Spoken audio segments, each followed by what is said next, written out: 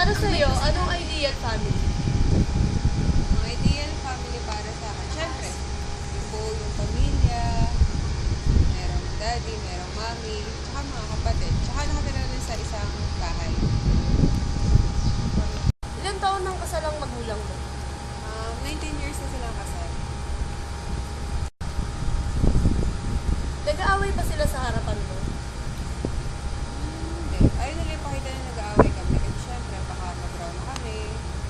Ganyan. Go. Nagsisimba ka ba kayo ng sama-sama?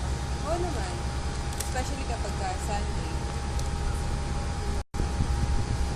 Kapag may problema ka, sino mga tinatakbuhan mo? Yun, depende yun sa problema. Pwede kay mami, tsaka sa mga friends, pero bihira na kay daddy. Do you consider? Ay, di pala. Tinuturing mo bang pangalawang pamilya, mga kaibigan? Oo naman. Siyempre, kasama ko sila araw-araw. Ano ba satisfied? Kontento ka ba sa pamilya mo? Oo. Bakit? Wala na akong mahihiling pa sa kanila.